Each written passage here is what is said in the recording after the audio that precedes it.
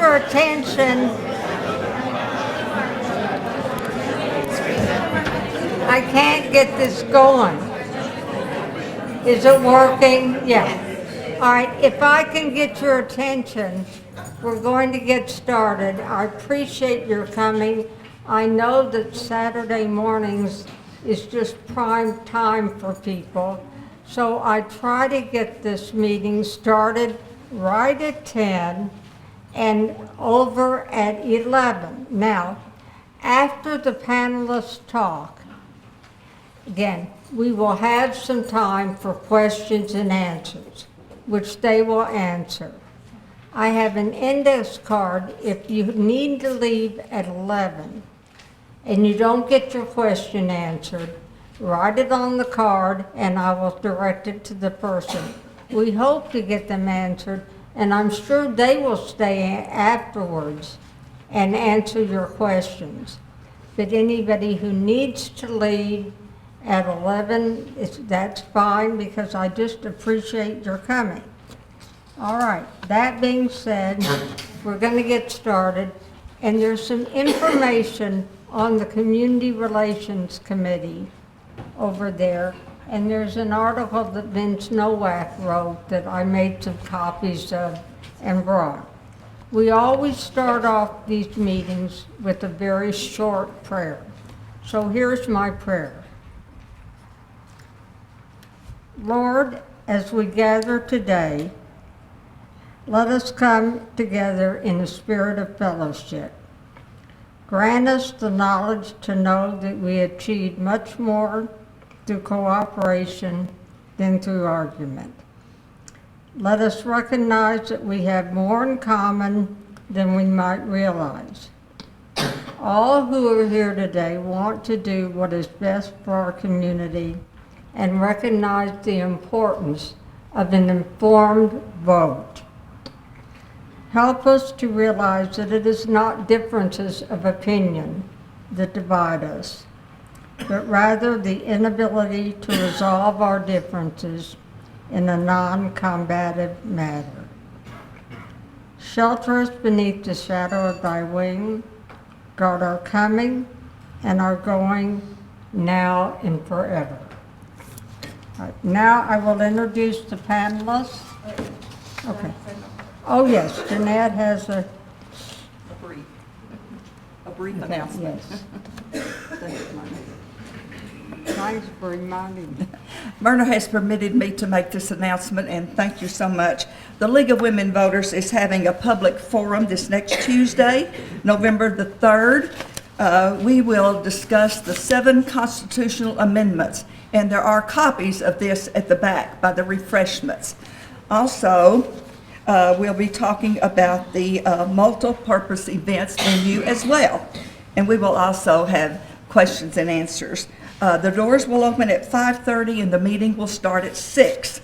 We've also produced a local voters guide, and this has the 4 items on the ballot and the early voting dates for Potter and Randall County and the voting centers. And there are copies of these at the back, so please take the time to take these. What day did you say it was?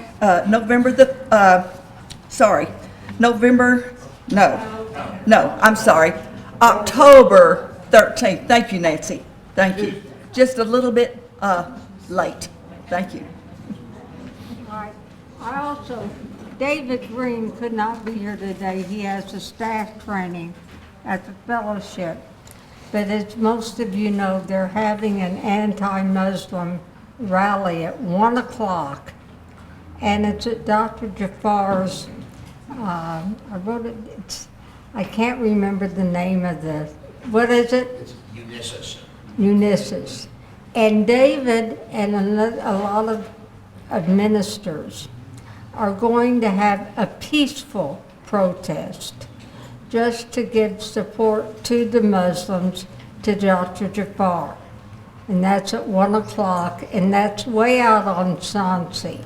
And it's a beautiful building if you don't know where it is. It's past Hillside, and you go out Sansi. All right, now do I miss anybody? Okay.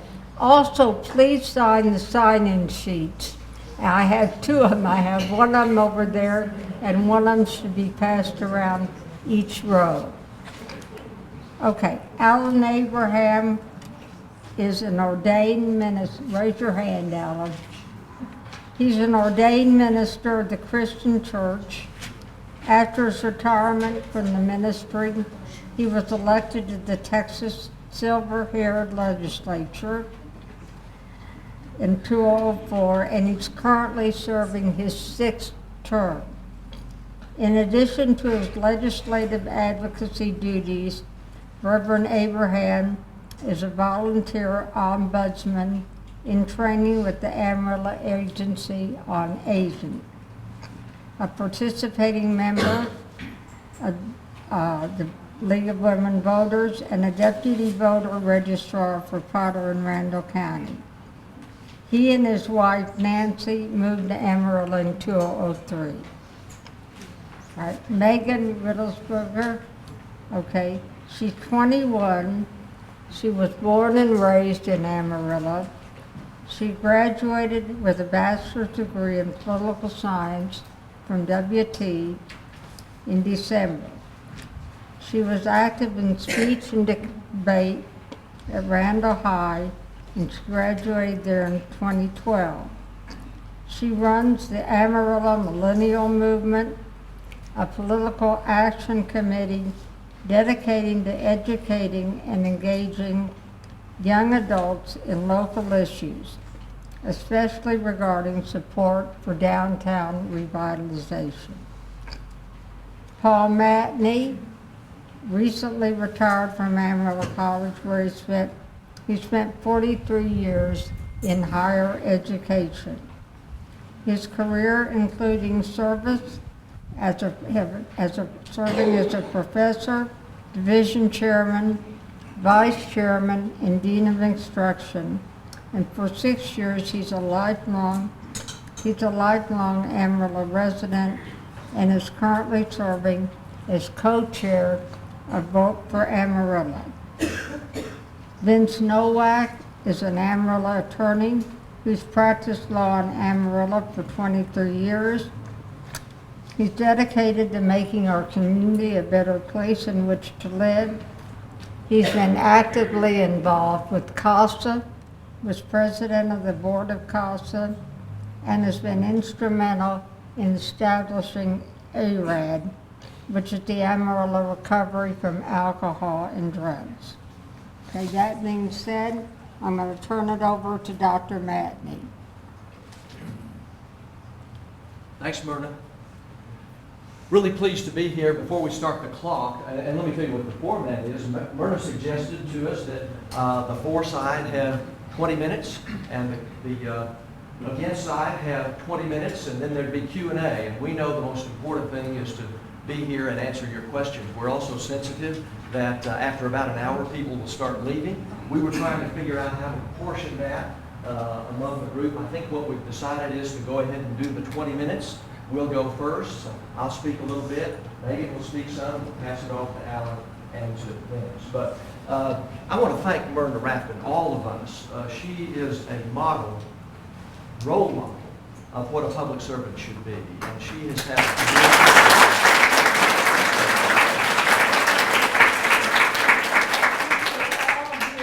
We love Amarillo, and we want to do what's best, everybody, so thank you. Well, your public service is greatly appreciated, and we can see why the Globe News named Myrna Woman of the Year a few years ago, so congratulations on that. Also, if you came here today thinking that you're going to see fireworks and something really ugly, I think you're going to be disappointed.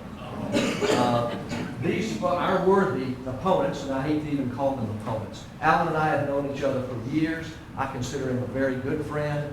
I had the pleasure of meeting Vince on the telephone yesterday. We had a wonderful chat talking about what we want to do is come together, have a conversation, and have a dialogue. Everyone in here loves our city and wants to do what's best.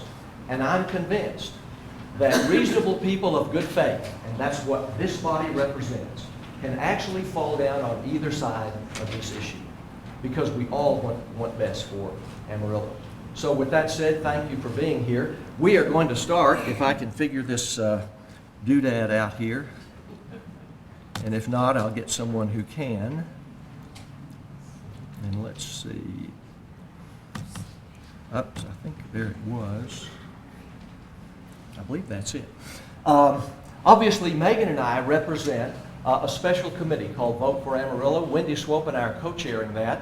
And what that is a special committee that has been formed strictly to advocate for passage for the MPEB. Once that vote is over, our committee dissolves. And so I've been privileged to be able to have that opportunity. Let me go back and talk a little bit about history. How in the world did this thing ever get started that we should build an MPEB with a ballpark? And we'll look at the ballot language in just a moment. Well, it didn't start 6 months ago. It didn't start a year ago. You can go all the way back to about 2008, some discussions even before that, when there were meetings held around the city, and I went to several of those, and they were planning meetings, a lot of people attended them, on what should our long-term strategic plan be for Amarillo. And it evolved into the Strategic Action Plan, or SAP. And in that action plan, which came out, one of the recommendations, just one, was to consider building a minor league ballpark in downtown Amarillo. So that's the genesis of what we're doing today. Now, a broad brush overview on why we think it is absolutely the perfect idea to take that Coca-Cola footprint and build a multi-purpose entertainment venue, or event venue as some people call it, down there. Number one, we believe it's vitally important to do the third leg of our Downtown Catalyst plan. Next week, next Friday, we break ground on a 225-room four-diamond hotel. There are only 83 four-diamond hotels in the state of Texas. And that will have 17,000 square feet of primo meeting room space. We're going to get on the radar for certain conventions that we haven't been able to attract to Amarillo because we will have a convention center hotel. The LGC and the City Council are still talking about and negotiating the parking garage, which is scheduled to be built just to the south of that hotel. And so this is the third leg, the MPEB, and that was the third leg of that Catalyst project. Why are these projects important? We want to drive economic development in downtown Amarillo. This MPEB, with the ballpark as planned, will do that. It will bring people to downtown Amarillo. You're going to see other businesses crop up in that area, as we have in downtown Amarillo, along Polk Street. As more and more economic development occurs, people are going to come down there and have a good time. It's a quality of life issue. We're also going to produce revenue. We're going to produce new revenue in terms of sales tax for the city that can be used for general purposes of the city, such as police officers. They're very important. Our council's doing a great job of hiring more police officers. Also, maybe cleaning up our city a little bit.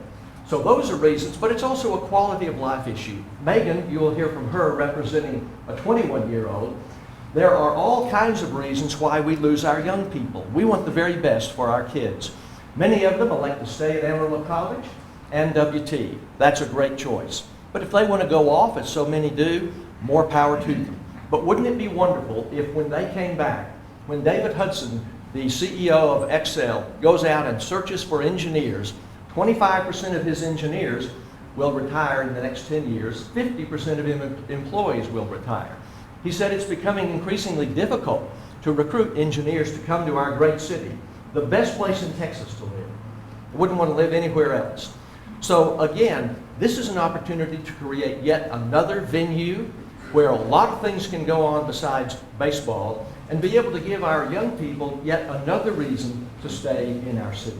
So all of those are broad brush overviews. Let me move on then to the ballot language.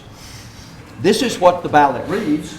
Should the multi-purpose event venue, MPEB, be constructed in downtown Amarillo to include a baseball stadium at the approximate cost of $32 million? That language to me indicates that the city's pretty well decided we're going to build an MPEB. And what we're voting on is a preference. It is non-binding. The city council can do what they wish with it. I think they're very genuine. They want to know from the citizenry, should this MPEB in the Coca-Cola footprint include a baseball stadium? We think that it should. One of the reasons that we think that it should is, I tell people, and I'm a baseball guy, I started going to Potter County Stadium in 1957 when it was brand new. And by the way, did you know that Potter County passed a bond issue to build that stadium and also attached a 5% surcharge on tickets to help retire the debt on it? So I love that. And my dad used to give me a dollar bill when Big Al Pinkston would hit these towering home runs over the left field wall on the 3rd Street. I'd take that dollar bill and I'd run down and stick it in the screen. Great tradition that lasted for many, many years. Now the American Association doesn't allow that. The opposing teams got mad because it stopped the game to get the money. The umpires didn't like it. So now we put it in a bucket. But I love that stadium. I can't tell you how many hundreds of hours. Worked on the hand scoreboard when I was a sophomore in high school. Umpired many games out there. Played a few. And I've announced public addressing out there. That is my ballpark. Folks, it is at end of life. I know we have a Potter County Commissioner here. If I were a Potter County Commissioner, I would not vote to spend millions and millions of dollars on that ballpark. I say this affectionately with great emotion. It is at end of service, end of life. We had 4,000 people out there on July the 4th. If you went to get a hot dog or a Coke or popcorn, you missed 2 innings. You ought to hear what the visiting teams say about the clubhouse when they come in. We deserve better, we need better. But you know, it's not a baseball vote. Think of the things that we could do. What do we need in that footprint of Coca-Cola? We need a public outdoor venue, a performance space. You couldn't create a better performance space in downtown Amarillo than to put in a baseball field with artificial turf, 4,500 fixed seats, but then you can put a sheeting over that, you can put a cover over that. Many, many stadiums do this, and have concerts. The 2 biggest economic drivers in facilities like this are sports and concerts. But what about car shows? What about family movie nights? Bring a picnic, put down a blanket, bring your kids, enjoy some food and enjoy a concert. Or when we add all of those seats for concerts, we can put 9,000 to 10,000 people, including in the fixed seats there. What about car shows? What about health fairs? What about Easter sunrise service? What about all of these various activities that we could do? So it's not just a baseball stadium, it is so much more. Here's an economic study. This was done by CSL, Convention, Sports, and Leisure Firm, out of Dallas. Came out in November 2010. They did a 30-year rollout of what the economic impact would be of that MPEP. Won't go through the numbers, but they are significant. The one number not up here is important. $5.2 million, according to their research, according to their analysis, $5.2 million of additional city sales tax revenue that could go to the general use of the city. And that is the one that's not up there. This is the way the MPEV will be funded in terms of retiring the debt. Spent about an hour with Michelle Bonner, our finance director at the city, and Vince and I were talking. Folks, we've got marvelous employees working there. They work hard.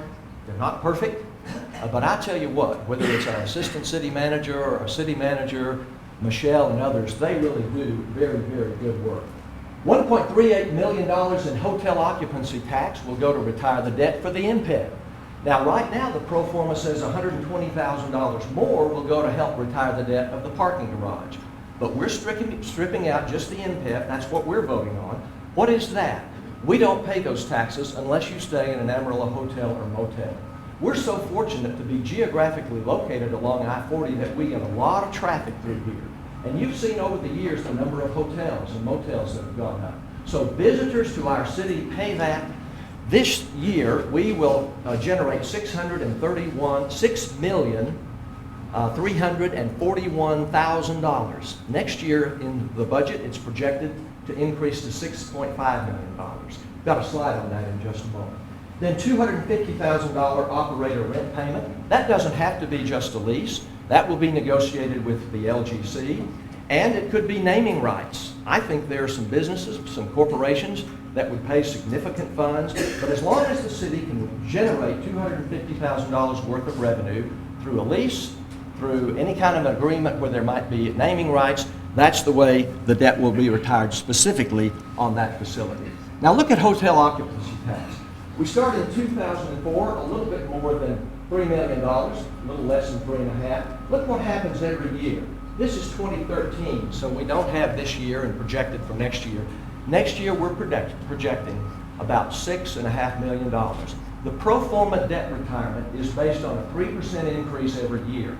We've been doing that. Look at the recession, 2008, 2007, 8, 9, and 10. We're in the recession in our country, and yet what's happening to hotel occupancy tax? We still have people traveling through our city. $650,000 in June, according to the Amarillo National Bank Pulse Economic Report. That's the most we ever collected, was the month of June in hotel occupancy taxes. We don't pay that unless we stay in hotels. But when we go to Dallas and Oklahoma City and Denver and Albuquerque, we do pay it to their cities. And then other hot funded activities are the Civic Center and the CDC. This is the Catalyst Project. I've already talked about it, won't stay long. The MPEV is the third leg, so we're breaking ground next week on the 225 room, $45 million that Mr. Patel and his investors are giving to us. So no public funds going into that. We're still negotiating this 750 car parking garage. The 24,000 square feet of retail is very important because, again, that's one of the economic drivers. Maybe there's a restaurant down there. Maybe there's a pub down there, a grill. Maybe there's a retail shop down there. It's a reason to use the parking garage. It helps the guests that come in to stay at this wonderful hotel. Our own citizens can come down there, go to the ball game. Maybe you want to address some of those stores there. Maybe you want to eat, go in, shop, whatever. So that's really important. And then the third leg that I think we deserve, Amarillo needs 3/3, not 2/3, and so we need to do this MPEV. This is an artist rendition of Merriman. It's the architect of our new hotel going in. This is looking at the front of it from Buchanan Street. This is a look at the portico as you come in. This is their rendition of what it will look like. This is coming out of the Embassy Suites going into the Globe News Center. I'm on the board of the Amarillo Symphony. We were very concerned when our patrons, when we learned we're losing a parking lot right next to the Globe News Center. But you know what? The negotiation with the architects of the hotel, there is a corridor that will lead right through the hotel, and that will be the exit, and it'll take you right to the Globe News Center. So plans have been made to make sure that we accommodate the patrons of the opera, the symphony, the ballet, etc. This is a look at the parking garage. This would be part of that 24,000 square feet. I like the, kind of looks like the Paramount sign there. This is an artist rendition of what it might look like. It can be very attractive. The retail space is important.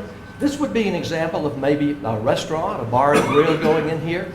This has not been planned. There are no contracts on this. This is an artist rendition of what it might look like. But you'll notice it doesn't look like this behemoth, just concrete parking garage. It has some style to it, and that's what the parking garage that Lavin is the architect of is trying to do. This is looking down 6th Street from just to the north of the City Hall. That's the way it looks now. You see the Amarillo National Bank, the Chase Tower. When the hotel is built in the parking garage, we have a $2 million grant from TxDOT to streetscape Buchanan and this section of Pierce. You'll see pavers there. You'll see trees, very walkability. The whole issue of getting downtown back is to make it walkable, make it attractive for people to be able to walk and go to events. This is the hotel on the right, the parking garage on the left. Megan, how are we doing? You got about 7 minutes left. 7 minutes left. Okay, gotta hurry because I want Megan. Why the baseball stadium?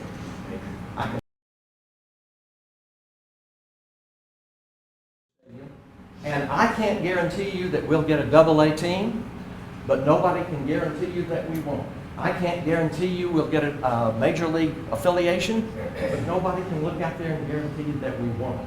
We will have an anchor. We get the baseball team of 50 to 60 dates, and then you have all of the other dates to do 40 different activities that we have listed here. So the baseball stadium provides the highest level of flexibility. Here's a stand-up young people's concert. They like to stand up now. We can put chairs down there. I would Here's a movie night, a family movie night. Okay. And again, the two best revenue generators for these facilities are athletics. This is a look from the top. This is an artist rendition. Notice that there's a playground equipment here for kids. The Corpus Christi Hooks AA Ball Club, affiliate of the Astros, say that their average fan is a family of four. They come to the ball game. They get very affordable seating. They may sit on an outfield berm, bring a blanket. They leave in the top of the seventh inning. They don't even know who won, but you know what? That young family has had a wonderful fan experience, and they will go back. We don't attract many of those types of fans at Thunderhead Stadium. I say that affectionately. I've lived in that stadium my whole life. There's some activities for kids that could be wrapped into the ballpark. This is the Fort Wayne, Indiana ballpark. It's larger than our ballpark. They spent about the same amount of money, about $32 million. And it fits exactly in the footprint of the Coca-Cola. So, Amarillo professional baseball started in 1922 with the Amarillo Gassers. In the intervening 93 years, we've had professional baseball for 64 of those years. We've played in 11 different leagues. We've had 7 different mascots. We've had major league affiliations with the Baltimore Orioles, the New York Yankees, then the Chicago Cubs for 1 year, the Houston Astros then, long affiliation with the San Francisco Giants, and then finally the San Diego Padres. When people say Amarillo is not a baseball town, I politely disagree. Okay. This shows a lot of interactivity outside the ballpark with fans. This would be the main entrance looking southeast from Buchanan. Baseball team has submitted the RFQ. I believe that RFQ has been released. This would be Gary Elston, who owns the team now. There are companies that actually book events, even winter events. Don't worry about the cold weather. A lot of these facilities are in much colder climates than what we are. These are some activities that can be done. I'm going to pass it to my colleague and good friend Megan to let her tell you from her standpoint. You're a great audience. Thank you for being so attentive.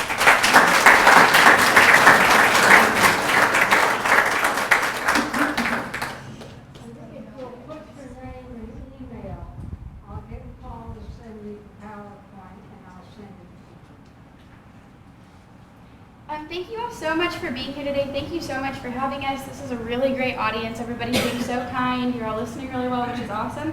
I'm Megan Riddlesberger. I'm with the Amarillo Millennial Movement. Like she said, we're a group of young people trying to get other young people to care.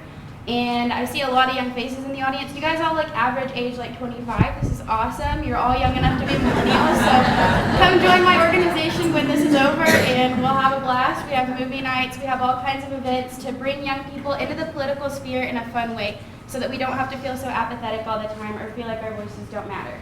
So speaking from the... Speak a little more slowly, please. Yes, I'm so sorry. I talk really fast. Bad habit. Okay, sorry. So I wanted to come and talk to you guys today from a millennial perspective. So millennials, we're the age group, the generation that's around 18 to 35 right now. So we're coming into the workforce. By the year 2025, we will take up 75% of the workforce. So we're coming at you. And so with that, it means that we need to be making all of the cities that are growing like Amarillo, other cities like us, we need to make sure that we're being conducive to that type of growth in our generation. So instead of focusing on the baby boomers and the Gen X's who are kind of slowly exiting the workforce, we need to be conducive towards these young people. So looking towards this generation, my generation really likes to be in urban areas. We like urban environments. We like to leave our workspace and go outdoors to a coffee shop or a nice place for lunch instead of walking out to a giant parking lot. So whenever we're looking towards that type of growth in a city, like whenever we're in Amarillo, we need to make sure that we're pushing towards urban environments. We need to make things fun, interesting, colorful, exciting, rather than trying to suburbanize the entire city. Another important thing for us as millennials is having job opportunities, because like I said, we're looking into this workforce. It's not just about the entertainment. For me, it's not really about baseball at all. I am not a baseball person. You can ask my family. I'm on my phone the whole time. But it's not just about entertainment to me at all. It's about making sure that industries and businesses see that our city is urbanizing, that we're moving forward, and that we're being conducive to keeping young people around. If we're not retaining our young, There's no reason for a new industry or a new business to come spend a lot of money and invest in the city. There's no reason for them to expect that they're going to be able to retain us just because they're a good industry or a good business. A job alone is not enough to retain a millennial. We're the generation that picks a city based on how neat it is, how fun it is, whatever excites us. We move there, and then we find whatever job we're going to have. So it's not enough to simply be a good industry or a good business. We as a city have to be attractive. We have to show that we're willing to become a walkable place. We're willing to play into this new urbanized expectation that young people have. We have to be willing to basically move forward and work with the future so that these industries and businesses are willing to invest in us. And so if you want to keep your young people around, if you have children, grandchildren, great-grandchildren who you really don't want to see move away forever, then I think that this vote is exactly what you need to do. Thank you guys so much.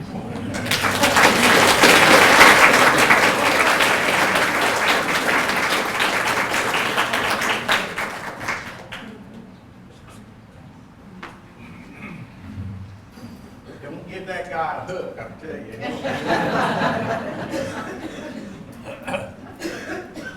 This is a great turnout, and I really appreciate seeing citizen interest like this, because it is a very important decision that we're at least going to give influence our political leaders in the next month. And so I'm delighted that you're wanting to get as informed as you can. Alan, let me turn this off so you don't have to contend with this. I'm sorry. Don't take this off his I time. thought he was coming to get me. If I can figure out how to get out of here. Okay, because the other, you might need to make room for his, he's got it. Okay, well, very good. Thank you, Paul. I'm also pleased that I've been asked to make a contribution to the discussion, which I've already indicated, and others, that this is a very important discussion for we citizens. We're really interested in this city, and we really want to see what's going to be best in moving forward. Now, when I entered the race for city council last February, I did so in order to test the incumbents' claims that they were being supported by the citizens in the decisions they were making along this road of downtown development that began in '06 and more publicly in '08 and right on down to today. And in fact, one of those seated councilmen made the statement several times: if citizens don't like what we're doing, they can vote us out of office. That was our first citizen vote on these projects. So it was that a new city council majority by that vote was created.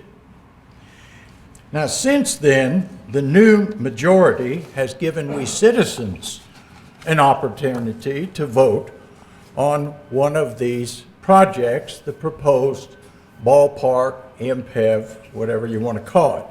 Actually, I should say it's a vote on whether a baseball park is a suitable anchor for a downtown MPEV.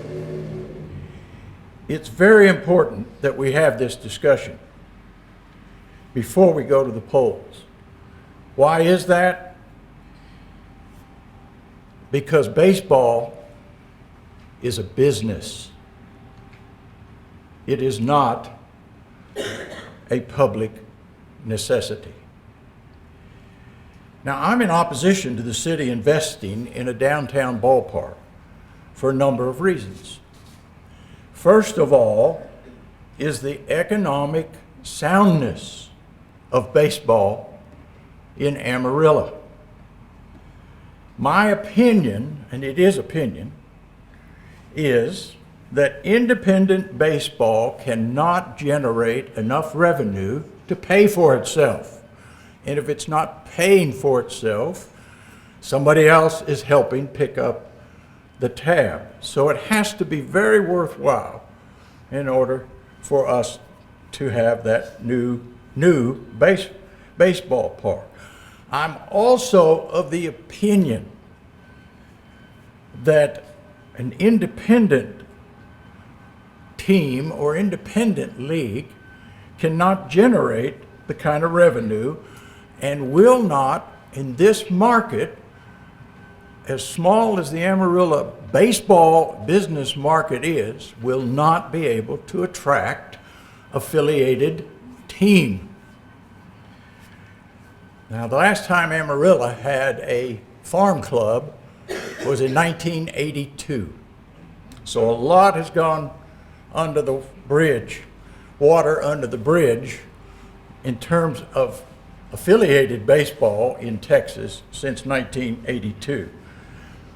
Fact, 2 new ballparks have been recently built in Texas for teams in the same independent league as the Thunderheads. And those teams came in second to last and next to last in this past season's attendance. That's after Amarillo, who held, of course, the last spot in attendance. Now, you can draw your own conclusions about new ballparks strengthening an independent baseball market. Building a new ballpark begs my second issue, and that is, so how many public amenities should a city this size be sponsoring in its central business district? Public amenities, things that don't pay for themselves but are wants that the city will have to help pay for. That's what I mean. Helping a public amenity means helping pay for with taxpayer dollars. We need them and we have them. Now, in that category of public amenities, we will have soon a parking garage. May or may not pay for itself. A performing arts center, currently costing the city in the neighborhood of $95,000 annually over revenue just to operate and maintain. There is no capital debt assigned to that facility. It's already paid for. A civic center, currently costing the city $705,000 annually over revenue to keep it in operation. And this time, capital debt will become an issue in the future when we get to the remodeling of that facility. We have a Santa Fe depot sitting on 6 acres of city-owned land, which is full of possibilities and costs yet to be determined. Will the Liberty Theater become yet another downtown amenity for city sponsorship sometime in the future? And we have a Rails to Trails bicycle and pedestrian project accessing downtown from the 7th Street terminus of that trail to the Santa Fe depot. A TxDOT application has been submitted, and if and when successful, it would require a city match of $244,000 to complete it. Fact, public amenities are supported, tax supported in some way. Like parks and monuments, they contribute to quality of life without being profitable, and yet they still constitute a necessity. But the city has responsibility for those quality of life projects across the city. Now, my take in introducing you to a concept of public amenities is this: we're getting overextended in one district. Lastly, in a public-private partnership with downtown development, we have to ask how much is enough by way of public investment before the public spigot is turned off and a city this size returns its concentration to providing the primary services for public safety and infrastructure. Now, I'm a believer that all budgets, including our city budget, all budgets are relative. That is to say, needs to revenue, expenses to available resources. And I'm not believing the city can keep its current pace on downtown investment and still meet its obligations to the larger community. Vince Nowak, my colleague on this side of the debate, will now present to you some of the financials. Thank you.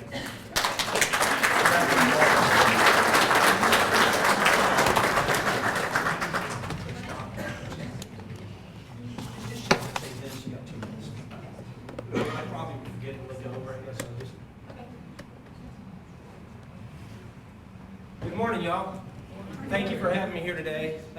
There's a comedian by the name of George Gobel, and he appeared on Johnny Carson one evening with Dean Martin, and he was kind of left out of the conversation.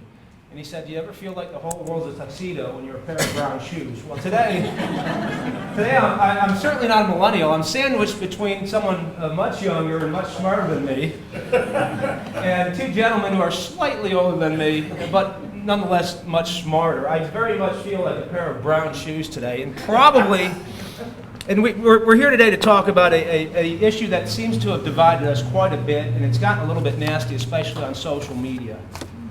And it pains me to see my city with such a division. So I want to spend just a minute or two bragging about the city, and this may be the only applause line I get today. Last Saturday, in a thunderstorm, with many of our neighbors and some of our elected officials, I marched with Family Support Services, supporting the mission that they provide to our community. That was really nice. And today there were several hundred people out there standing with law enforcement. Can we get a round of applause for law enforcement?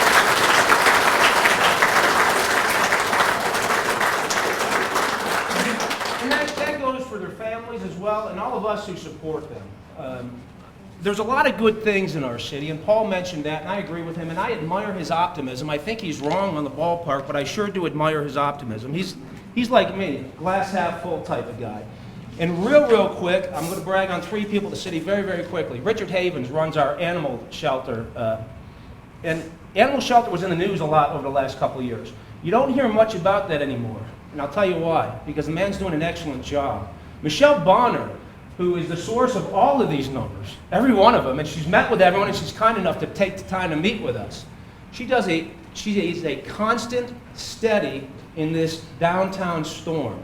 She's doing a fantastic job. And a gentleman I met yesterday at the Homeless Coalition luncheon, Sean May, he's a recent hire. He is, I want to make sure I get his title, he is the Director of Environmental Health. This man wants to teach us how to feed our homeless, to feed everybody, nutritionally and safely, and I really do believe he'll get it done. We do have some good people at the city, but let's talk now about the elephant in the room, and that is the MPEV. And I'm here to tell you, y'all, that I am squarely against having a ballpark as a centerpiece of the MPEV, and I urge you to vote against it on November 3rd, and let me tell you why. We're going to take a look at some pretty sobering numbers. The first one is Amarillo's debt status. If you look at 2005, our debt was $95.6 million, which worked out to about $524 per person. 10 years later, today, our debt is $346 million, which works out to about $1,747 per person. Now, if we fund these downtown projects with a bond, our debt will be $380.2 million, or $1,918 per person. That is our current debt status. Now, we hear a lot about hot tax or hotel tax. Chart 2. On our best estimate, we have about $1.7 million annually to service the bond debt that's being proposed. And by the way, all of these numbers come from the city, all of them come from Michelle Bonner, and I double-checked with her yesterday because I wanted to make darn sure I wasn't misrepresenting anything to you all today. So, what will the downtown project cost? Chart 3. The downtown project will cost $49.8 million. And where do we get the money to pay for that? Go to chart 4.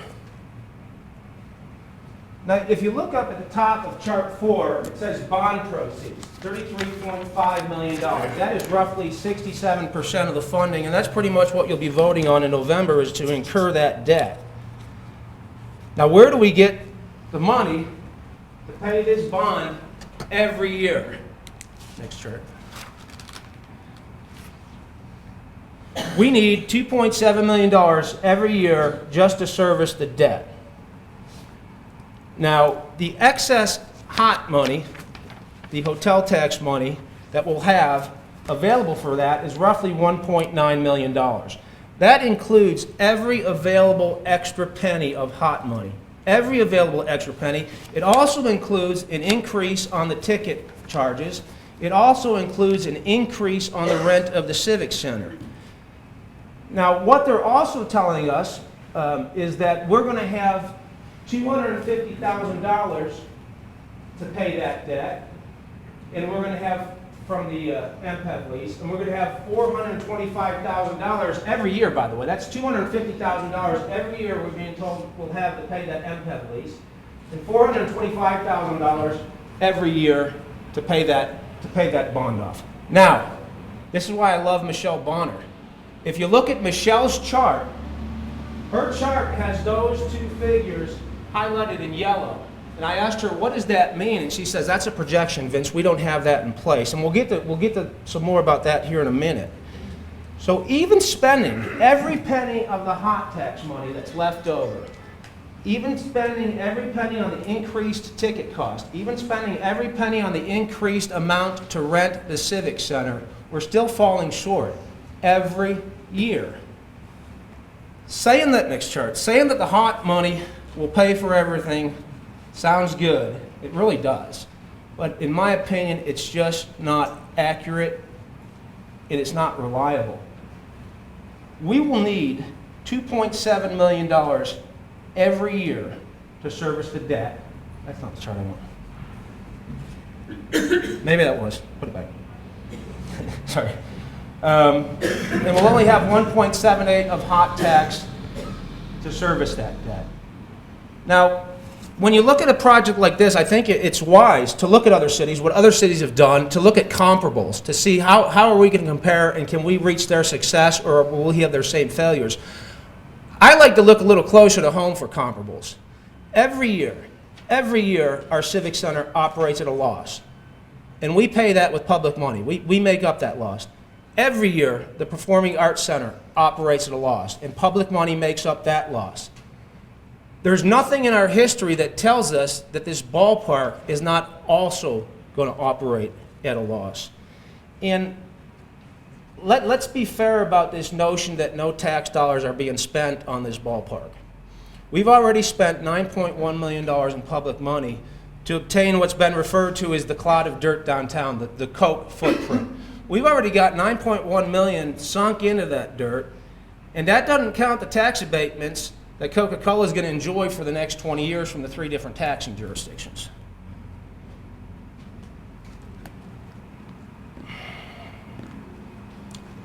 I'd be really, really remiss if I didn't speak to the issue of hotel tax. And I don't mean to pick on Mr. Chuck Patel. However, he is the beneficiary of tens of millions of dollars of incentives to build a downtown hotel. he stands to benefit, the hotel will probably benefit if we have something else downtown, some sort of event center. But every other hotelier here in town, every other hotel is making up that hot money, that hot tax money to fund these projects, except for the downtown hotel. That is not fair. When did it become acceptable for the government to pick and choose winners and losers in a business setting? It's not fair, and it sure ain't Amarillo. We're fixing to have a question and answer portion of the meeting, but I'd like to start it off now. Do we have someone to pay the $250,000 lease on the MPEV every year? In other words, do we have someone willing to pay $250,000 right now every year to lease the MPEV? Does anyone know the answer to that? The answer is no. Do we have a ball team committed to playing in the park? Do we currently support, attendance-wise, our existing ballpark and existing team? No. Do we have any contracts associated with the ballpark? No. Do we have any blueprints associated with it? Now, do we have any assurance, and Megan, I love that list of things that we could... There you go. How much? He was letting you know you have 1 minute. 1 minute. I appreciate, and it's exciting to see the list of things we can do, but we have no assurance from whoever is going to pay the $250,000 lease every year, and we don't know who that is, that they'll let us host events in that ballpark. Make no mistake about it, what you're voting on November 3rd is a $32 million ballpark. Even if we had that money in the bank right now, socked away to spend, would it be a good decision to build a $32 million ballpark downtown without anything else in place? I urge you, I thank you for listening to me, and I urge you to continue to educate yourselves. In my opinion, and I've taken a long, hard look at this thing, it doesn't make good business sense.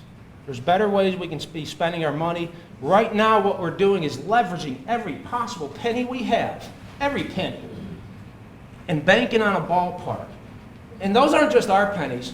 Those are Megan's generation's pennies. And we need to be mindful of that. You know, the unwritten commandment is that we need to make the next generation a little bit better than ours. We're not doing that right now. If you remember the debt status, it's quadrupled without the current debt that's being proposed. We're better than that. We can do something better. And I'd love to work with these folks to come up with that plan, to come up with that idea. And people have said, well, Vince, what's your plan B? If it's not a $32 million ballpark, what's your plan B? Well, my plan B is we're not going to spend $32 million on a ballpark. And I think that's a darn good plan B. That doesn't mean there's not a plan C. Well, let's get together and let's talk and let's see what we can put in Coke's footprint that will benefit all of us and actually get actual use year-round. I think I'm out of time. I appreciate you letting me go a little bit longer. And thank you all very much for coming out on this beautiful day.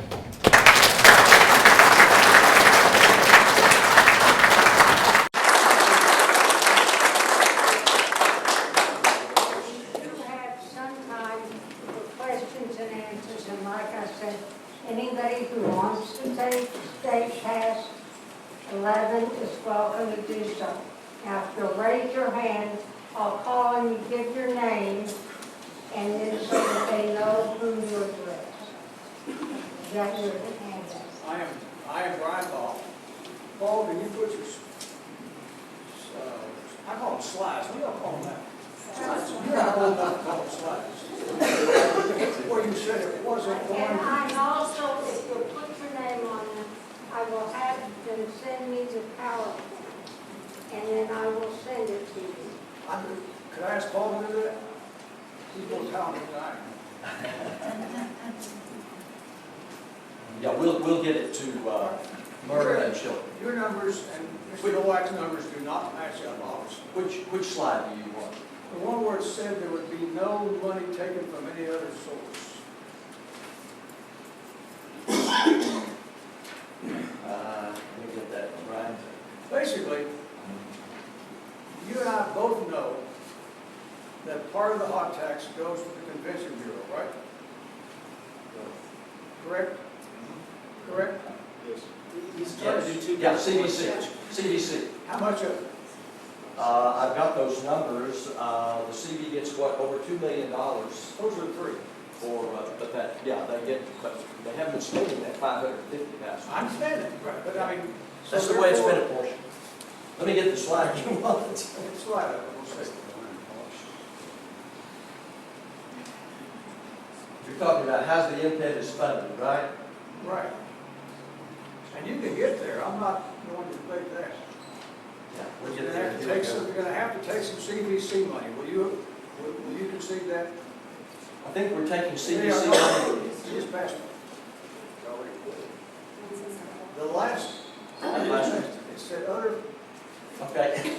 I think this is it. yes, that last item, Yes. there is not over $1 million in the CVC that's not being spent. Or at least that's what Michelle Bonner tells me. She tells me that there's $550,000 there. But it's not over $1 million. You need $1.7 million or $8 million, right? Well, they get $2 million in addition to the 550 that they're not. There's plenty of money, but you're gonna have to take some of their money. So we all know that. So therefore, that's not exactly accurate, that the hot funded activity will not, will be But unaffected. it's still hot fund taxes. Right, no, It's hot no, fund taxes. right, but you're gonna have less money, Paul. We will have 6.5 million of that next year according to the budget There'll be projections. less money for the convention bureau to spend to attract people to come in to the conventions and stay in the convention hotel. That's, I sort of reasoned through that. Now, as the years progress, that will not be the case.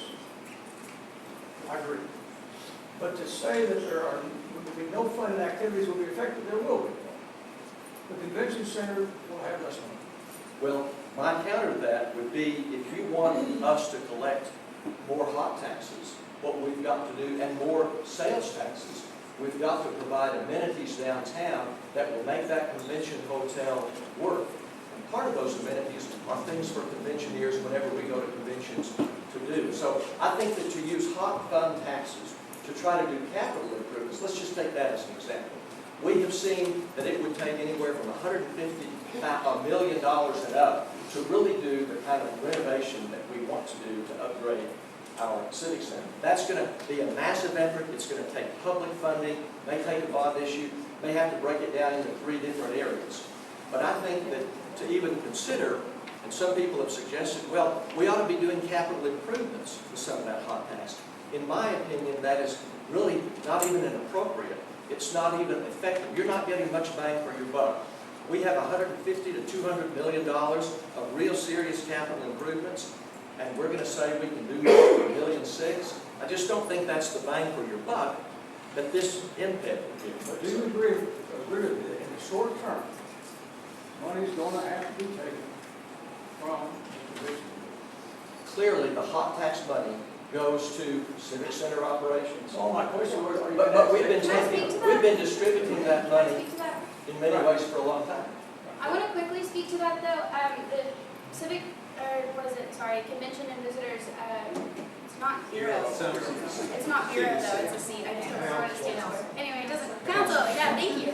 I think that the CVC, if they had a representative here, would be willing to speak to the fact that this is a worthwhile. I agree with you. Short-term I agree with you Right. 100%. I'm not saying that's not Right, true. right. I'm not saying, in fact, that's what they tell me at the city, that this convention people are willing to give up the money. But you can't say that there's going to be no, I mean, that's sort of, maybe I'm just a lawyer, I'm taking. But their budget is going to be affected. Now, they're for it. And I'm not sure they're not right. Okay? But the other matter, you show 1.6 on the cost of the fund the debt. Is that 31 million? Well, if it's a 1.38 million for the MPED, we had 120,000 now in the pro forma for the parking garage. That's $1.5 million. Now the other 400,000, which Ben showed, those are already in place and have been for about 4 years. That's increased facility fees by paid attendance, so people call it ticket surcharge, and increased rental fees. Those are already in the budget. And when Mitch said that what we don't know, and it was highlighted in yellow, on the $425,000 parking garage revenue, that hasn't been funded yet. It is not in place. Nor is the $250,000 which in the budget as the impact lease. You do know that if we go with the retail on the parking garage, we have to take another $5 million out of that. I mean, that's no secret. It's going to cost 3.4. No, to, if we finish it out, it's fine. That's right. Which is what the majority voted for. So, Dr. Benton, you're being far too polite to the judge. This is probably the only time I can do this to a judge. I think the point you're making is we're borrowing from Peter to pay Paul, and we're leveraging every penny we have on the banking on the outcome of a ballpark. Is that the point you're what I'm trying to saying say? is, there are 5 council members, 7 people on the committee I'm on, and we're gonna have to spend $40-something million, and it'd be nice if the people knew where the money was coming from and how it's being spent. And it can be done, but it's not easy. And there is going to have to be $5 million more that was not originally, and that's where you're all $500,000 probably on both projects. Now, $500,000 a year on 2.9 million is probably not that much money, but it is money. So it is misleading to say that there are no consequences. Well, obviously, the parking garage hasn't gone through. LGC is still negotiating with the city council. And we'll see No, we what don't, happens. no, we work for them, Paul. I mean, Yeah. I don't negotiate with those guys. But the question is it going to be relevant for the retail, 24,000 square feet of retail to be in there? Many of us think that's very essential. Yeah, it changes the pro forma a little bit, but I've sat down with Michelle as well, and right now she indicates that 1.38 million to retire the debt on the income, and right now 120,000 on the parking lots. That's in the pro forma. But there are those revenue sources that are not in place right now, the projections. You also know. Judge, we've got to get another question.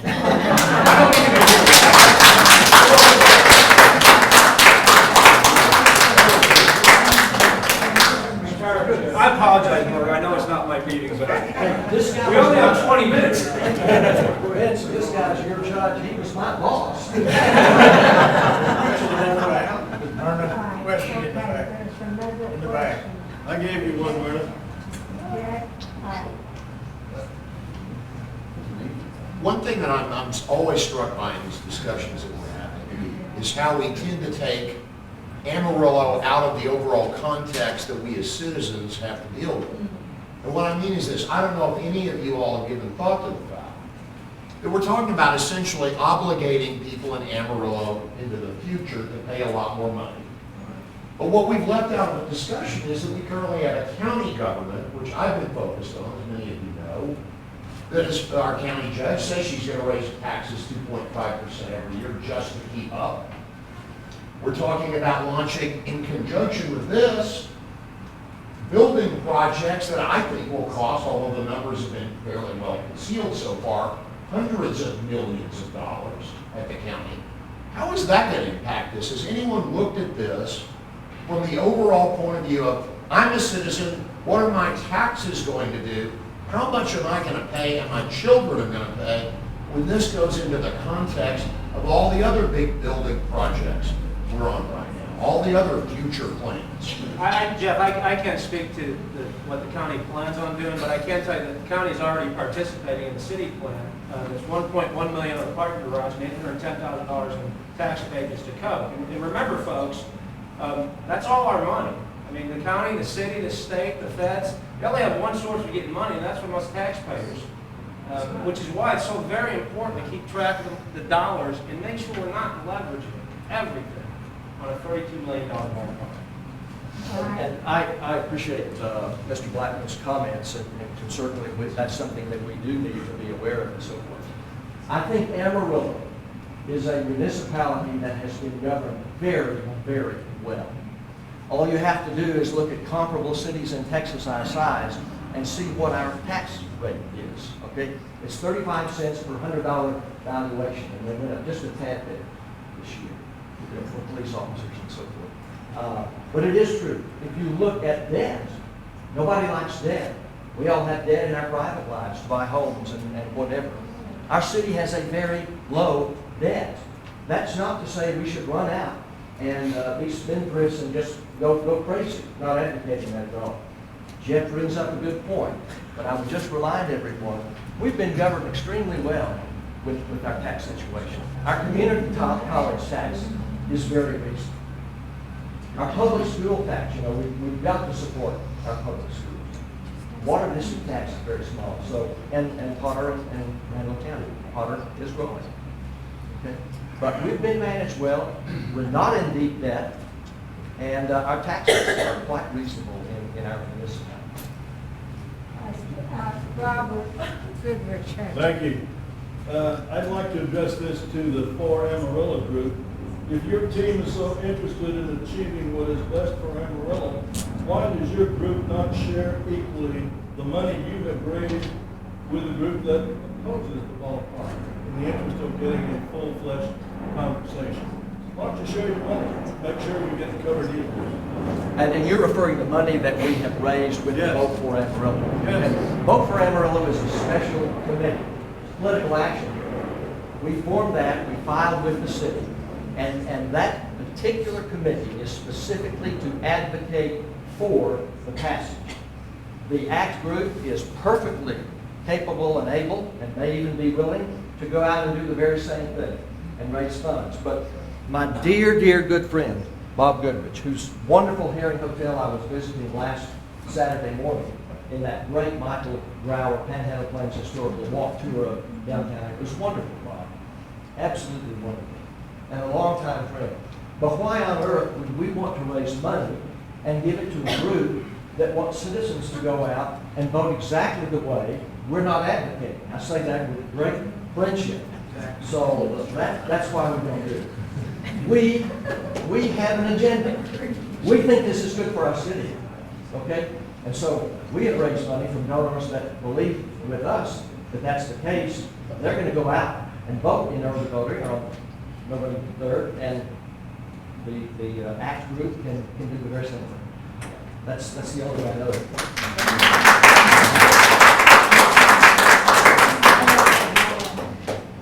How to address everybody, but, You had one in the back, had his hand up a long time. In the back, you had somebody with their hand up for a long time. You'll go ahead. I've got a lot of questions, but I guess I'll make just a couple, so I won't be thrown out here like an attorney or judge. On the MPEB, we're currently contributing funds to the MPEB fund right now, is that right? Or am I incorrect in that? Because if we are, where is that money? Why don't we why doesn't the city, like we as citizens, if we want something, let's put it in a bank and save for it, and then let's buy it. But if we're spending all that now, we don't have any money and we want to do this, I'm confused. And I think, as people have said, these are projections, and I think your pictures, Dr. Matney, they're beautiful, but that's fiction. I mean, what is it going to turn out to be? And I don't mean to pick on Mr. Goodrich. Like you said, that hotel it's beautiful. I'd love to see it redone maybe, but it should come from private funds.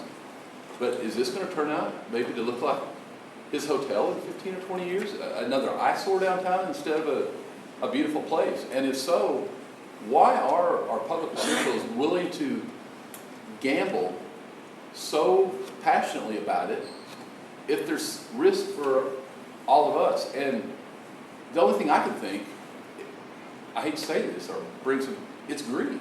What's in it for them? Because, man, your political career could be ruined. I mean, if somebody takes this risk with a job and says, let's go borrow this money, I mean, you get your butt fired if it's wrong. Good question. May I answer that first part of that question? I can assure you that the people that I've worked with, the motivation that I see is not very good. My motivation is not good.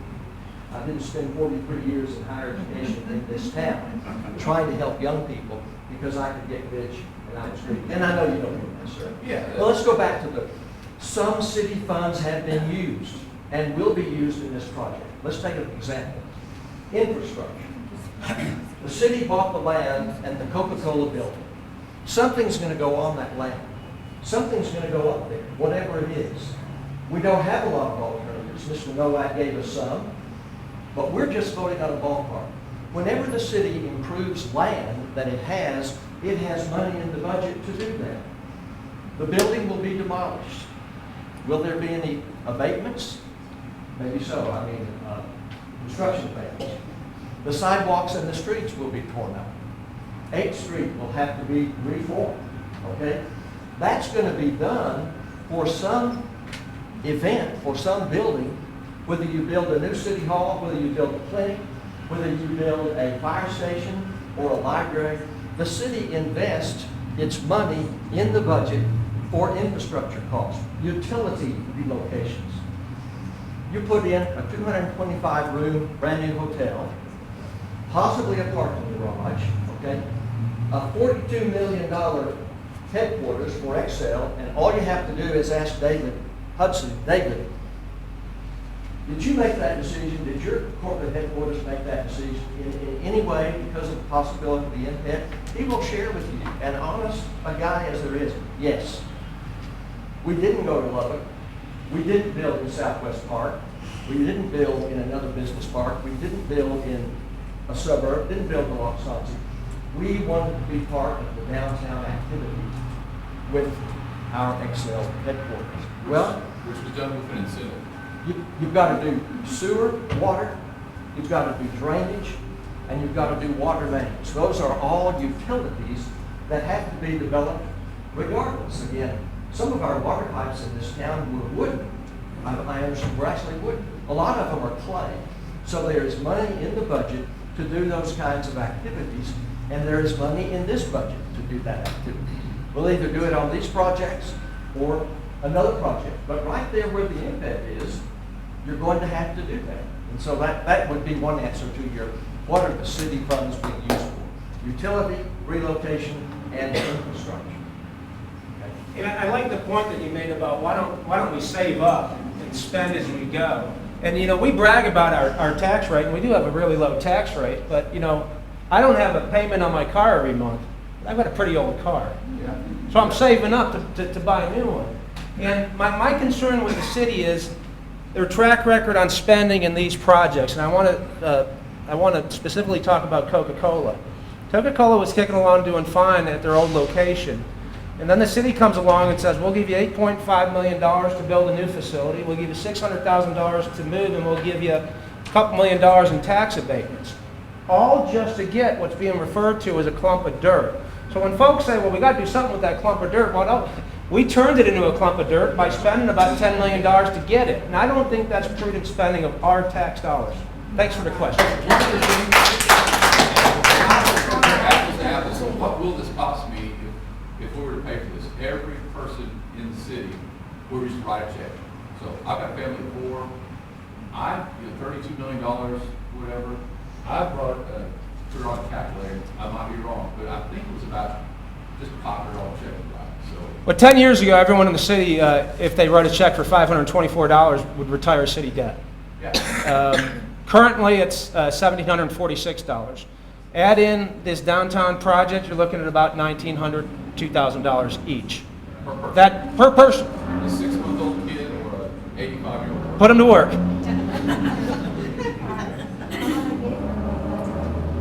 I'm Becky Heinen. I'm going to feel awkward if my back is towards people, so I'm going to jump up here real quick. I am a millennial with a different voice. I'm not claiming to be, I think it would be unwise to claim something for an entire generation. So I just want to use an example because I know that's how I relate. And I am a young technical professional. I am an engineer and have been in the industry for about 3 years now. So I do know what it means to pay tax dollars now that I am. That being said, I want to look at the view of my sister, who we were military brats. My dad was in the Air Force for 30 years. He retired up in Kansas. I came to school at Texas Tech, got a job at Pantex, and I've been here ever since. And I love Amarillo. It's the same small town feel as a military base. You have that loyalty, you have that respect, and you have that accountability in your upper public figures, which I really appreciate. And that's been my impression. I haven't been here for the long haul to know the nitty gritty of personalities and all under the table kind of deals and stuff like that. And I like that ignorance. But my sister, she went from Kansas, and she wanted to live in a city. She kind of had a different mentality as me. She had the small town from military bases, and she wanted to live in a city. And I hope I'm speaking slow enough for everyone. That's a habit of mine too. And so she went up to Boston, and she loved Boston. She loved the city thing. She loved going on a train for 20 minutes to get more toilet paper. Not kind of my thing. I don't appreciate that. Yes, sir. What is your question? My question is, one of the huge funds that we have, well, first I want to say that after she moved from Boston, she's now moving to North Carolina. And she's moving to North Carolina because she came and visited me in Amarillo. And I went to city council meeting and she joined me. And I went to Palace Coffee and Evocation Coffee and she joined me. And Crush and she joined me. And she loved that small town feel. So now she's in Tennessee and she's getting involved there, which I love. But breaking it down even to a simpler version, not all the finances and the nitty gritty. I remember reading up on this, and the usage fees is going to be another revenue stream from the ballpark, as well as hot tax. And the usage fees, if we rely that much on usage fees, I mean, how much is it going to cost for a wedding to be held there, or a graduation to be held there, or a quinceañera? And a lady spoke for the Amarillo Millennial Movement and said, my daughter would have a one-stop place for her dinner and for her dance, and I love that about the idea of the MPEP. But we don't have a number for her. We don't have a number for any of the 40 events that we have, and if that's one of our huge revenue streams, is the usage fees. Can I speak to that? Yes. Coming from millennial to millennial. So, I can stand too, it doesn't matter. So, usage fees for those types of events are not a huge revenue stream. The biggest revenue stream is coming from baseball and from concerts. So that's what Paul was talking about earlier. Those are in any kind of similar stadium across the whole United States, big towns, little towns. Your big revenue stream is going to be your sporting events and your concerts. So the goal is to have an anchor tenant that's going to be supported by the market that you're in, which here in Amarillo, a market analysis conducted in 2010 said baseball is going to be more than well supported here, especially with the new stadium, all of these new amenities, et cetera, et cetera. So we picked an anchor tenant that would easily cover that revenue that we need to be covering, so that $250,000. And let's keep in mind that we're also Potential anchor. well, and let's Potential anchor tenant. Because we don't even have a baseball team signed yet. well, and a lot of that's because of the pending election. In fact, the press release that whenever that RFQ was released for the time being, it just said that we're waiting for this pending election. So that'll go right back out. The thunderheads can easily respond again. They've said that they plan to. So that's not something that's just dropped off the face of the planet. The thunderheads aren't saying they're not going to be there. It's the city's choice to release that RFQ for the time being. But anyway, that anchor tenant, baseball, whether we have a minor league team, whether we have an independent team, we need that anchor tenant in order to make it easier for people to have those usage fees to pay those. So we don't want it to cost $2,000 for somebody to come have a wedding or for somebody to have a quinceañera. We want to keep it affordable. That's the entire point of having a community type of space like that. So of course it's going to cost something. Similarly, if you wanted to go to a really nice church to have your wedding or another wedding venue in the city, you're going to be paying something, of course. They need to be able to get some revenue from you, but the entire point is to have something that's essentially subsidizing all of those other events, and so that's what that anchor tenant would serve as. It just doesn't make sense to me to not have a business plan, to even have estimates for 40 plus events, or even the conversion of a ballpark to become a concert venue. I mean, that's easily, if you guys are doing comparable studies, you could ask somebody who does Well, that. that's why you have those. So we talked earlier about how you're going to have that operator for the entire park, which may be the baseball team owner, let's say. Right. So the goal is, and that's the issue with this debate happening when it's happening. If we were having this debate a year from now, whenever we had moved a lot further along, we have a lot of contracts to be discussing. We have contracts to kind of have an idea of how much the operator is supposed to be paying versus how much, say, an event, what do we call it, the event companies are paying.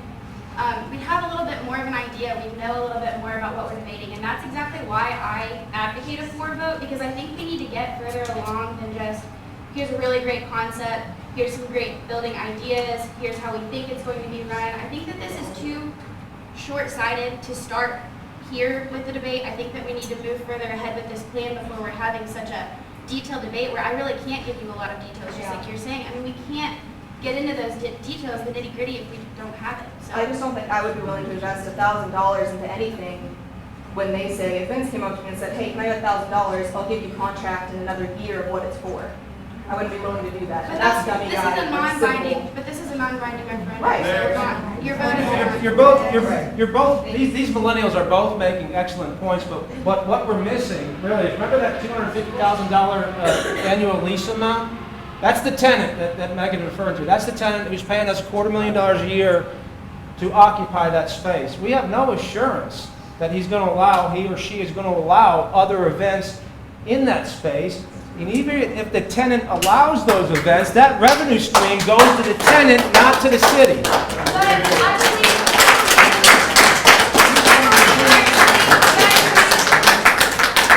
I believe in our city leaders, and I believe that all of our city leaders, all 5 of our city councilmen, I believe in our LGC. I believe that whenever these contracts are negotiated, that they would not be irresponsible enough to leave that clause out of a contract for a community event. They left out that we're paying $5 million for I have great faith that the LGC and the city council that we now have will be negotiating with each other in a very, very positive way. I don't think they're going to just do away with that. So we have to have faith in the people that will negotiate those contracts at the appropriate time. Paul, I have a question for you. When you did your baseball study, why was the study done comparing to AAA teams, AA teams, and even Fort Wayne, which is a single A team? There's not a study in there with an independent baseball league. So how can we compare apple to apple? And in even the single A in Fort Wayne, the Padres put up almost $7 million of the $33 million. So I'd like to see a study with just independent baseball. Well, remember, when Adam talked about Amarillo being national attendance, would you want to go out and spend 10 nights in that facility? Would you want to go out? I already do. Okay. I do too. And I've been out there as much or more than you. And I would like to speak to that. All right, that's fine. Midland is a AA affiliate of the Oakland Athletics. Midland, Texas. They started in 1972. They were with the Los Angeles Angels for a while. They were with the Athletics. They were with the Cubs for a while. They drew in 2012. In 2011, they drew like 300,000 people. 2012, they drew 295,000 people. That's in Midland, Texas. Now, they have a very, very fine minor league facility with amenities. Now, Randy talks about independent baseball. Independent baseball. We're in the same league with the St. Louis Saints. They have a very, very fine ballpark. We're in the same league with the Grand Prairie Airhogs, with the Laredo Lemurs. There are 2 Class A leagues in the Midwest League. That's Fort Wayne. Their population is 256,000. They funded most of their ballpark with property taxes. We're not going to use any property taxes. We're not proposing that. So I would answer Randy by saying what we do with our ballpark, we get on the radar of minor league baseball. And while I can't guarantee you we'll have AA, there's good Class A. And what we're saying is let's move forward. And those opportunities will present themselves. You simply can't say Amarillo will never, ever have AA or a Major League affiliate. Al? New ballpark built, Laredo, part of our league. They were the next to last in attendance this time. Ahead of them, Irving. Imagine that metropolitan complex. Third to the end in attendance. Those are independent leagues. I agree with Councilman Burkett. We need a study because the LS, whatever it was, study in 2010 was affiliated baseball. We need a study on independent baseball to see what kind of market demand there is. Thank you. I'm going to be so fast. I have to follow up on that because it's false. I'm holding the CSL study right now. It's really thorough. The entire section 6 on estimated demand is all independent baseball. Right now I'm looking at, so the historical Amarillo Dillas attendance from 1995 to 2010, including a year, 2005, where there was no attendance because they didn't have anything going on. The average was 2,800 attendees per game, which is very close to the 3,000 average that we need in order to sustain this ballpark. And that's, I'm sorry, I'm saying that the Dillas are hitting, even with the year completely missing, they had an average of 2,800 attendees per game. That's an independent team. And we need to be hitting, sorry? Are the Dillas current? No, but it's a great comparison. It's an independent team. I'm sorry, I thought that. Tickets go up. Sorry? What happens if the tickets go up in price when we have this new stadium? Some people are going to be like, I'm out of here. Yeah, absolutely. This study stresses the importance of Guys, affordability. try not to talk over Megan. Let her speak. It's hard to answer everyone. I'm sorry. I'm trying really hard. I love this study. I really recommend to everyone that you guys go through it. I understand it's from 2010 and a lot of people don't Believe that it's as current as it should be. I wish that we could spend a little bit more money and could have another one conducted just so we have something a little more updated, but it still stands really well. The Dillas are a great example. They're very comparable to the Thunderheads. If we're hitting a 2,800 average attendance in a very, very old stadium, keep in mind that's a 95 to 2010 average. So that's whenever the stadium was about in the state that it is now. And if we were hitting the average that we needed then, imagine in a better facility how much better we'll be doing. And then on top of that, we increase our likelihood for an affiliated league, which is even better, obviously, for all of us. So just wanted to speak to that. How many of those were free tickets from Amarillo National Bank? That I don't know. That I don't know, but the free tickets for everybody doesn't mean that they're not making money. Those tickets are still being bought by corporate sponsors, which is something else they talk about here, is the corporate ability to spend on the ballpark in order to make up that $250,000 necessary revenue. All right. My name is Patrick Miller. I'm a professional educator and a millennial who sits on the Amarillo College Board of Regents. Thanks to the citizens of Amarillo and my lovely wife. I'd like to ask a question on behalf of my wife, Deanna, to the Amarillo Millennial Movement. Megan, thank you for being here today. I appreciate your willingness to speak to the public. Our question is, what are the realistic expectations regarding the benefits the MPEV would bring to young adults with families who actually contribute to the tax base and work over 40 hours per week? Well, I mean, I believe that the economic impacts are for everyone. So the economic impacts that we've talked about, they come from the same market analysis that I'm talking about. They benefit everyone. A rising tide raises all ships, in my opinion. I think that the entire city can easily see the benefits of these economic impacts. So for one, we talked about that $5.2 million sales tax revenue increase over the 30 years or so that the MPEV will be generating that money.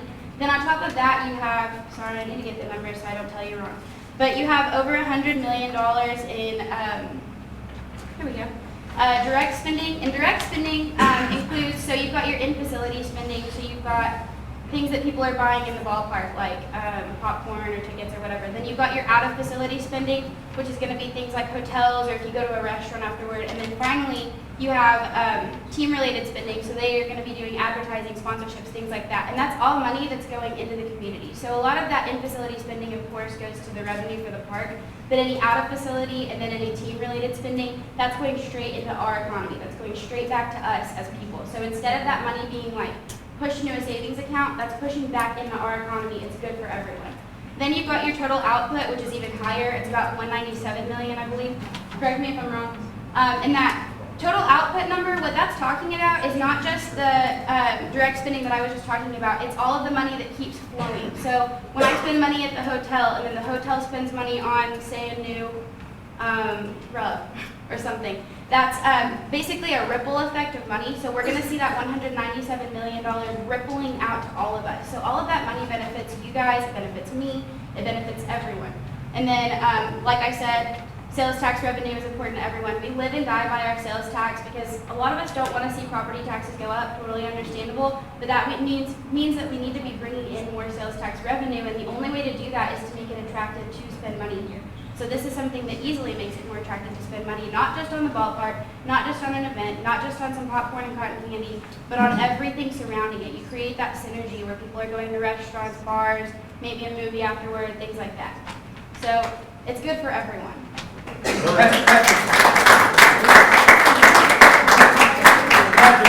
an excellent question about what benefits it'll throw off to the millennials, and I think an equally important question is what are the risks we're taking? In my opinion, the risk we're taking is we are fixing to spend $32 million on a ballpark, and it is a ballpark. We don't have that $32 million. We don't have a tenant. That's a big revenue stream. We don't have a ball team committed. That's a revenue stream. We don't have any assurance that the tenant's going to let us put other things on there, which would be another revenue stream, but that would likely go to the tenant. I think there are too many question marks. I love optimism. I love that, you can't guarantee that we're not going to have a team or that we're going to have a team. Well, I can guarantee you this. If you vote for on November 3rd, we're going to end up with a $32 million ballpark, and I haven't seen any numbers that can make that work. Thank you.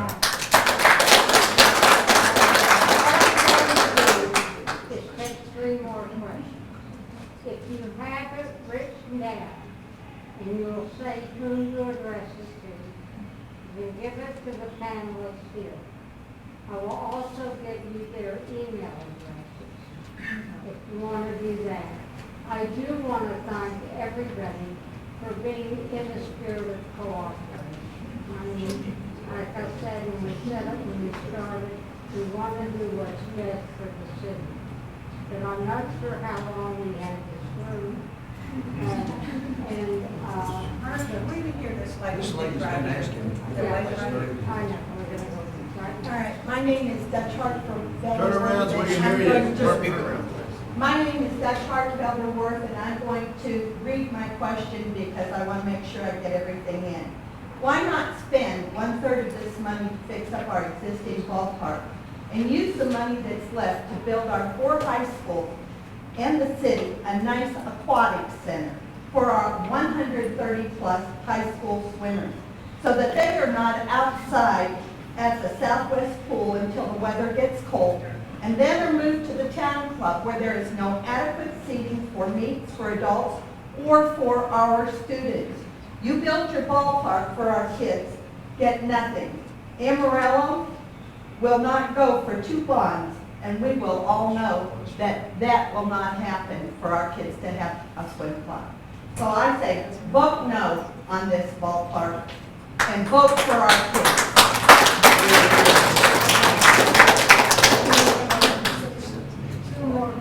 One more question, Myrna? I'd like to, if I could. I'd like to make one more statement. May I respond to this lady? A very, very good point. I voted for the Ark. I thought the Ark was a great idea. I thought it was in a good location. The city owned it. Absolutely, our swimmers need to be supported. They're fantastic. They compete well. It's growth. Okay? But the citizens said no to that. We're having to vote for this. What are the citizens going to say to this? So while I applaud the Ark being built somewhere, right now we're deciding this issue. We won't get it. But isn't it interesting that the citizens turned it down? I'm disappointed in that. I support I it. think it was the way in which it was worded. Yeah, that's absolutely. Megan that's has something to say. Regardless of why it did or didn't pass, which by the way, I was totally for it too. And I agree with you. I think that we need a facility for our swimmers. I think that that's something great for our economy as well, because imagine the amount of people who could come here for tournaments rather than having to drive all the way to Midland or wherever else. We could retain that. I think that's important. I would love to do that. However, the only other issue with what you were saying, and it's a great idea, but hot money is restricted by state law, and we can't spend it on very many things. It's very limited. There's about 9 categories in which we can spend it, and many of those categories are things we don't even have facilities to support that spending for, if that makes sense. So we can't use it in a lot of places, and one of those uses that I'd love to use it for, but we can't because of state law, is for a swimming facility. It's just not something we can spend it on. There wouldn't be any hot tubs involved in that. We're going to get to another question. I do have a question. I would say that I've been called a lot of things in my life. I am one of those donors. Greedy has not been one of them. If you look at the history of our Amarillo area, there are so many people who are philanthropic in the last, let's just look at 50 years, the medical center, all the things that you see people's names on, and that is part of our population, and we love this area. My question is, I guess really to everybody, we're talking about whether or not we're going to spend $32 million or not, and we're going to spend something. We're going to have an impact. Whether there's a ballpark in it or not, we're going to have an impact. So we have to put in this discussion, how much money is that going to cost us? Is it going to cost us $25 million, $20 million? We don't know, because we don't know what Plan B is. But this is not an all or nothing discussion. So what kind of money can we say, okay, we're going to spend this, where it's not going to have a ballpark in it, but we still have to get that money, no matter what we spend. So that's my question. Let's say something. You don't give us an alternative. You say there's a plan B, but there's nothing. And so when you guys are talking about spending your money, I'm an educator. I'm with the millennials. I see my students can hardly wait to get out of here because there's nothing to do. We have to think, if you bring in your 20 and 30 somethings, they're spending money, they're creating families, they invest in your community. You'll bring in other businesses that are going to hire them and keep them here. You build a base for your community. You can't do without a generation. You can't skip a generation and think that we're all fine, we're older, we're gonna be great. I don't see an offering by the other side here of what is my money going to be spent at. There's been nothing offered that I've heard today that gives me an alternative to either vote for or against here.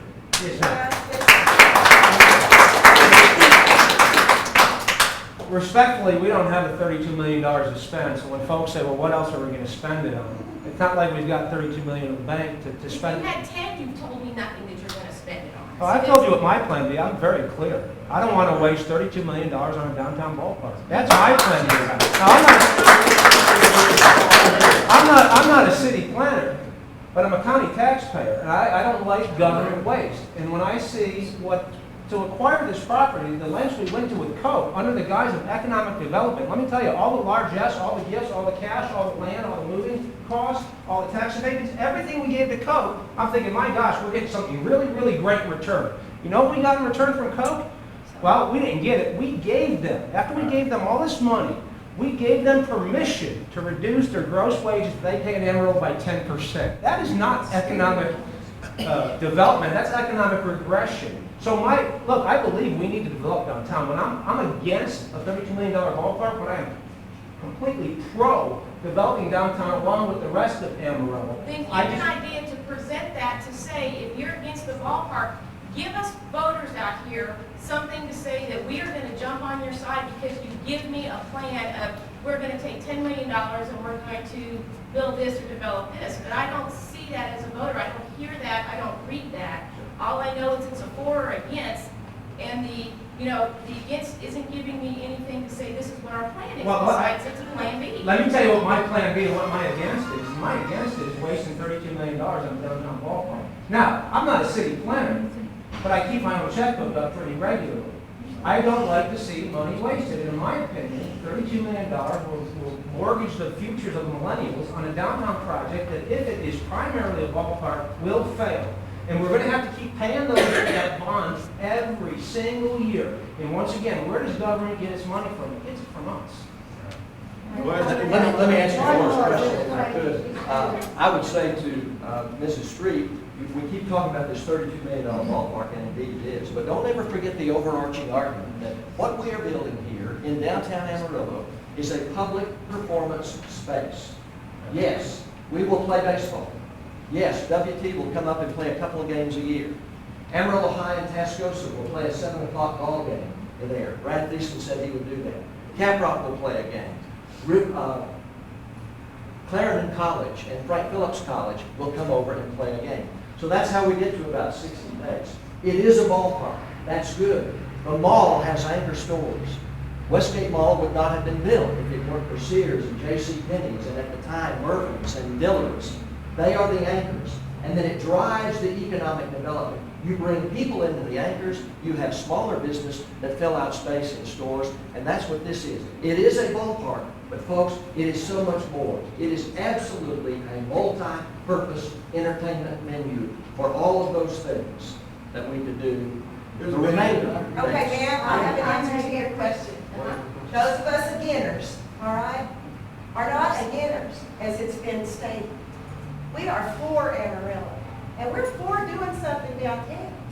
All of us have different ideas. There's people, I could name you 15 if you get on that website, on that Facebook page. There's lots of different ideas. Mine is to take that area and make it something that reflects Amarillo, that will bring tourism. Isn't that what the money's for?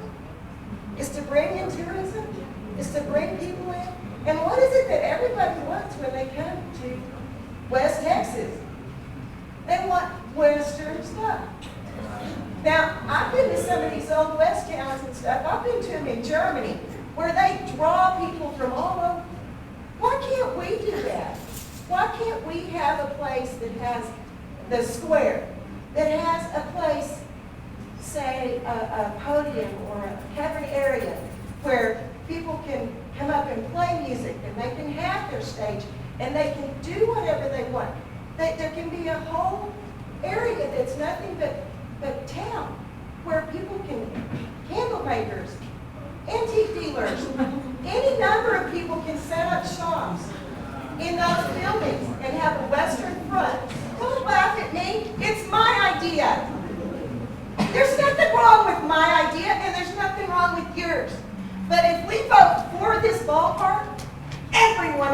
ideas are gone. That's all I'm saying. No, I was up first. I want to speak to Ms. Street's question. Yeah, you haven't heard of alternative proposals. You have to ask the voters, when did we choose the ballpark? That wasn't chosen by us either. That was chosen for us through a process, yes. So, in keeping with what she just said, we really haven't had that discussion. What could we do with a downtown piece of dirt? And you didn't get the vote on the ballpark, and I didn't either. That was presented to us. That was handed to us. Thank you. I want to just tell you one thing. I'm not really against ballparks. Unlike my husband, I'm not really against ballparks. However, what I am against is I don't know how many of you go to these ball games. If you go to the ball games, I would say the majority of people there are not going to be able to afford the tickets and the parking. That we're going to add on to them, and we're going to lose that group of people that are going to ballparks. And if you can say to us, okay, we're going to have a reduced parking rates for the ballpark, and we're going to have reduced ticket sales, or keep the tickets at the same price, I'll say go for it. But I'm afraid you're going to lose the ballpark people you have right now.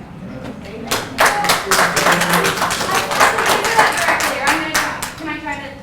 Okay, so this study highly stresses the importance of affordability because we're a city that stresses affordability. We care about our families, we care about family entertainment. Families don't want to go spend $20 on tickets per person. That's ridiculous, right? I'm against that. This study stresses that, so whenever they laid out these funding models, the projections, everything is completely based on keeping the tickets at $7 average. It's also based on keeping parking revenue at $2 per car. So they're trying to keep it cheap. And same with concessions. They go into crazy detail into this thing. They talk about the cost of concessions from things like popcorn and hot dogs to drinks. They go into how important it is to keep all of that affordable so that whenever a family goes out, you want to keep it comparable to taking your family out to a movie, which can be as expensive or as cheap as you want it to be. I know sometimes I go to the movies and I can blow $40, but at the same time, if I'm really poor that day, I'm going and I'm going to spend exactly my ticket price and that's it. I might see get some popcorn in my bag, but the point being, and I think we've all done that, but the point being, you want to keep it as cheap as possible for families because that's what Amarillo is all about, and that's what these projections are based on. We don't want to make it ridiculous. I don't either. Thank you for hearing.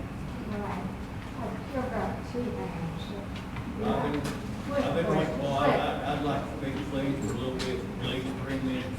Okay, what the deal is my name is Jimmy Custer Hammond. I live over here, 1550 South Pierce. Sir, we can't hear you. Sir, we can't hear you. I can't hear it either.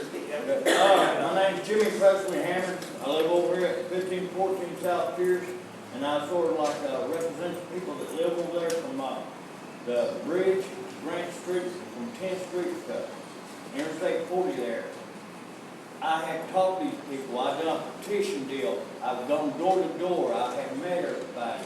You know, everybody's against it over there. You know, some question they ask me is, well, I'm going to be watching the lady that's got the, owns the house behind the restaurant there on Kid asked me, well, I'm going to be watching TV, and that's only about 2 blocks away. I won't be able to hear my TV because of the noise.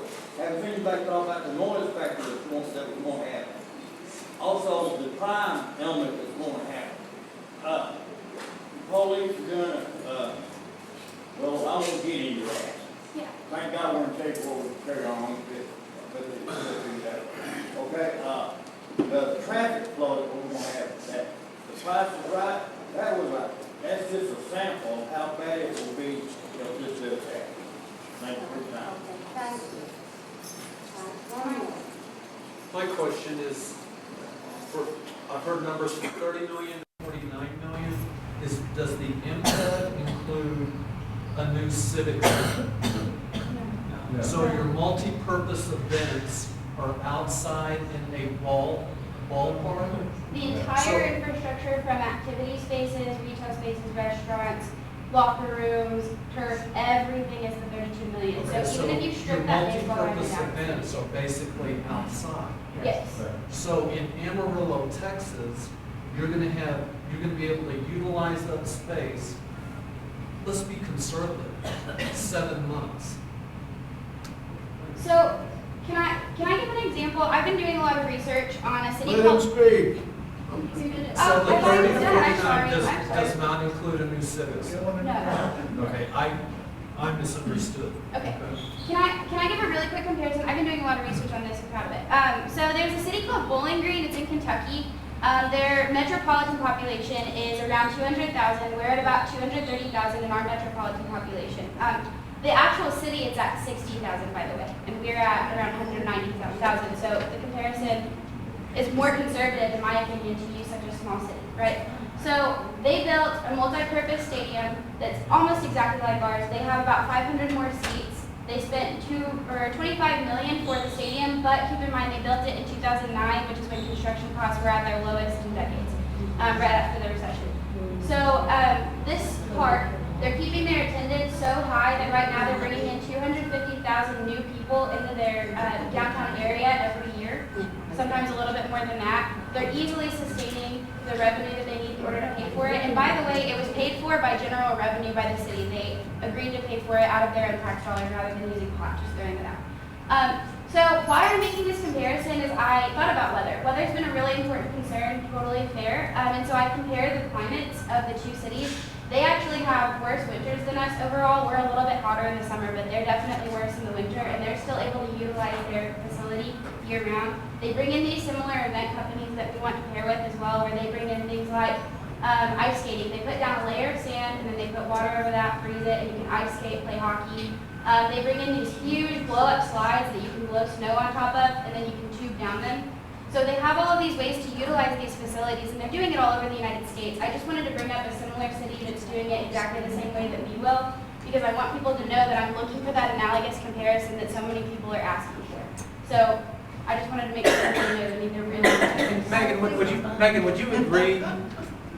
Would you agree that currently we don't have any say over what other events could be held in the MPAC if it's built? Currently, there's no contract. discussion to be, there's no discussion to be had yet, because it's not. In other words, there's no assurance that even if these other events are held, that revenue stream will come to the city. No, and in fact, it wouldn't. That revenue stream would be going straight to the operator in order to pay for the facility. So that revenue stream that's spent in the ballpark, so ticket sales, say you're paying $2 to go sled, which I would hope that it would be a corporate sponsored event, where like say A&B or Excel was like, let's just pay outright and get this going and do it for free. But that being said, that's not the money that we're looking to generate. We're not looking to bring in this extra revenue into the city through these extra events. That's not what that's for. It's to bring people to downtown. It's to make that synergy. It's to have people walking around that facility, leaving, coming in, whatever. And then we hope, and we assume based on other cities like Bowling Green, which by the way has seen incredible economic impact since they built their field in 2009, we hope that people are going to go stay in the hotel, or if they're not really from that far away, we hope that they'll at least go in and have hot chocolate at Palace, or they're going to go down the street and have some dinner at Goonies or wherever. It's about creating that synergy. It's about making sure that people are out and about, not hopping into their cars. The worst thing you can do in a downtown is make it not conducive enough to walking that people hop in their cars, because that increases the likelihood by a lot for them to just drive right out of downtown when they're done with whatever it is. I don't have opinions about drinking hot chocolate, but I do have an opinion about how we develop our downtown. Why don't we take the money we're proposing to spend, if we decide to spend it, and incorporate it into an expansion of the civic center? Keep stuff indoors. Build a facility that I will say that if you are worried about the weather, I live across the street from a tennis center, and I think they play tennis about 365 days a year. So I don't think the weather is going to be that issue. Please remember that when we talk about updating our civic center opened in the 60s. I was in high school at the time, so it hasn't been touched. We've had some additions, and we've got a nice civic center. But remember, some of the cost estimates have been anywhere between $150 and $200 million. That's big money. That's big, big money. And that's on us. You know, you can't go out and ask for a lot of private donations to build another Coliseum, Cal Farley Coliseum. You know, some people have said, you really can't renovate Cal Farley. What you can do is build a new Cal Farley. So Bob has that idea, which I think is terrific. As a community, we've got to face that issue. We've got to upgrade our civic center facilities. But remember the price tag on that. Remember the price tag, $150 to $200 million. I want to say this. Thank you. I think that the Panhandle PBS has live broadcasts. Karen, it's available when you go to the website and It will be up on the website, panhandlepbs.org. Thank you. PBS.